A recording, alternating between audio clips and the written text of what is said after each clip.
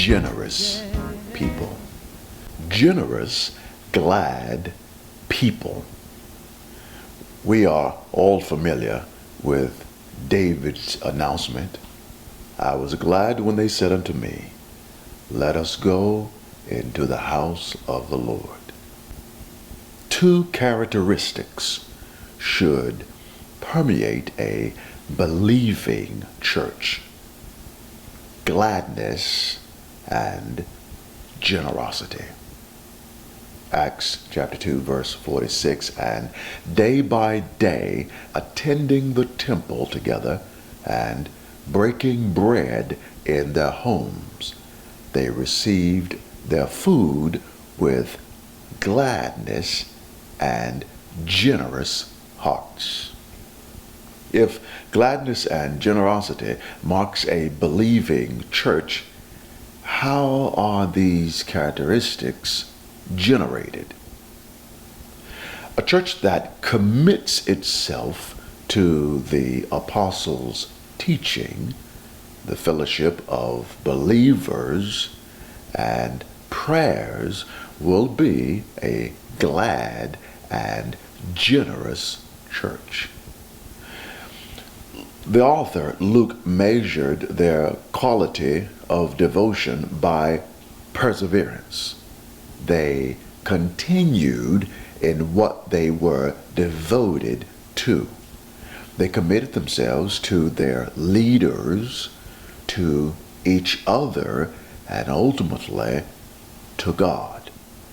This devotion had a specific aim, not just any teaching, but the apostles' teaching. Not just any fellowship, but fellowship of the believers. And not just any prayers, but the prayers. God authored the teaching. The apostles announced what the author articulated to them. The fellowship consisted of two dimensions: a fellowship in God and a fellowship with each other. They could fellowship with each other because of the mutual fellowship they shared in God. Thirdly, their prayers were Godward. Consequently, they expressed gladness and generosity.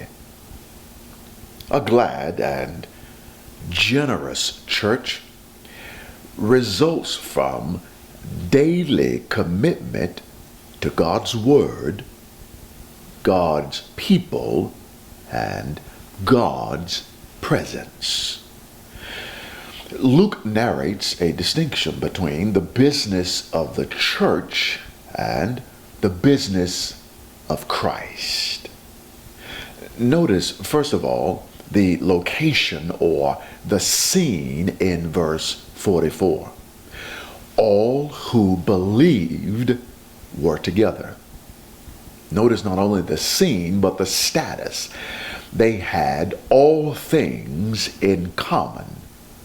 A harmony existed among the new converts. They demonstrated this by selling their possessions and belongings.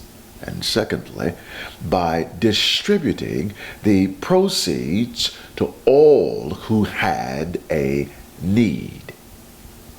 The gladness and generosity sprang from attending the temple together and breaking bread in their homes. In other words, the gladness in their hearts germinated from attending the temple together, and that gladness was demonstrated in generosity by the breaking of bread in their homes.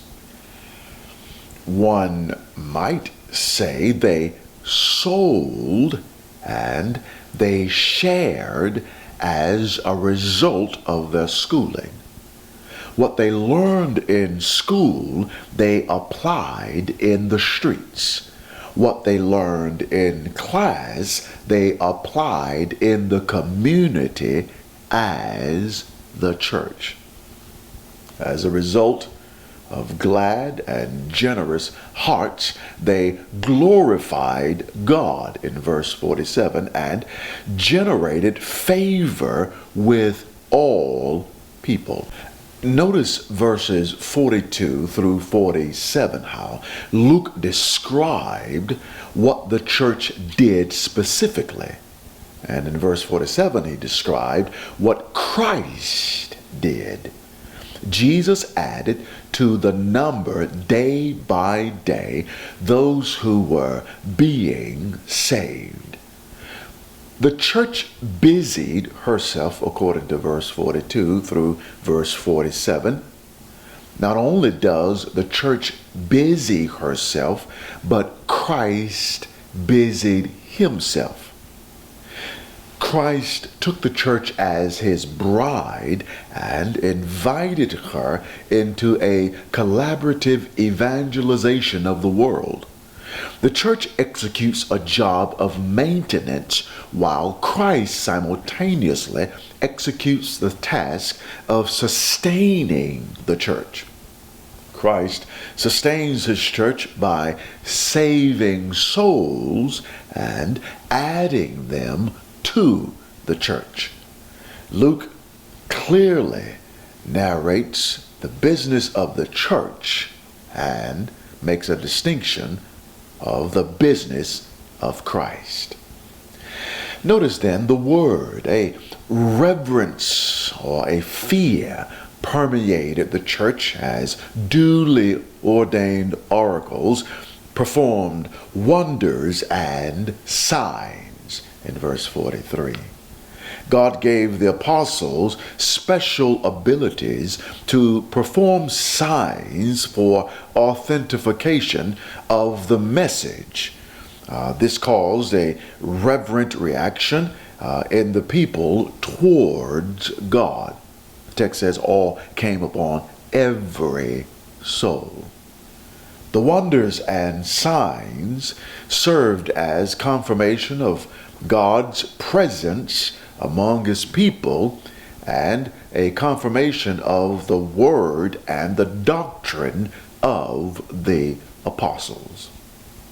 The confirmation of God's presence and his word culminated in the new converts. Believers nestled together, forming and nurturing camaraderie. And expressed camaraderie necessarily produced commonality. No hierarchy of position, but humility in each person. Notice not only the word, but the fellowship.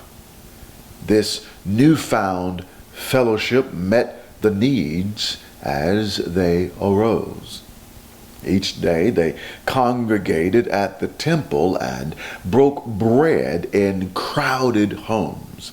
Their hearts were made glad at the temple, and the gladness spilled over into generosity as they broke bread in the homes. The people first praised God and participated in the partaking of food at home. Their internal genuineness spilled over into favor with all people. Their genuine concern for one another made an impression on the onlooking world. Jesus called it, "By this, everyone will know that you are my disciples if you love one another." Not only the word and the fellowship, but notice the prayer. The new converts spent time with God's word, God's people, and with God in prayer. Prayer involves communing with God. Public prayer provides a natural nurturing of harmony in the congregation. Quite frankly, hearing the heart of the humble before the holy strengthens the cords of unity. Additionally, engaging in continual prayer acknowledges a necessary dependence with which the church powerfully moves in the world. Continued corporate prayer cultivates a congregational community, but more importantly, the relationship built in prayer sustains pliable hearts open for direction from heaven. Facilitating 3,000 new converts required logos and logistics. They needed the word to be at home in their hearts, and they needed homes. The original church was not bound by an edifice. They met and assembled at the temple, but they also continued to meet in various homes. The place of meeting wasn't important so much as the meeting of the persons. A pure church requires daily maintenance. One word that pops out again over and over consistently is the word daily. Consistently, the early testimony of the church is that they daily met. Thank God for the word daily. Daily we are confronted with the depths of our depravity, and we need constant accountability of brothers and sisters who believe as we believe to jar us back into the reality of lived faith. We need fellow congregants who made the same commitment that we made to push us into the faith and help us make daily choices towards a holy goal and God. The task of the church is a daily task, not just a Sunday task. Scripturally, we find evidence that the church met daily, as recorded in Acts 2:46. They cared for each other daily, Acts chapter 6. They engaged in evangelism daily, Acts chapter 2, verse 47.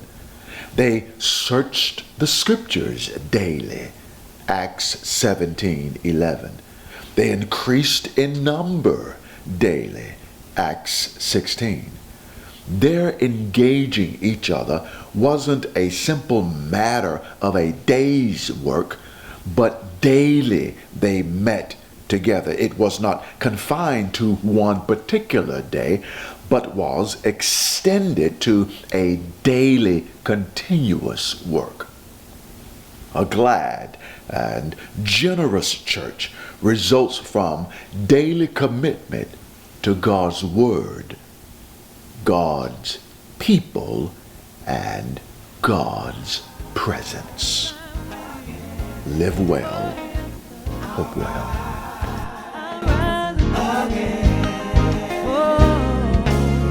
Trouble will lift the waves. There will be better days for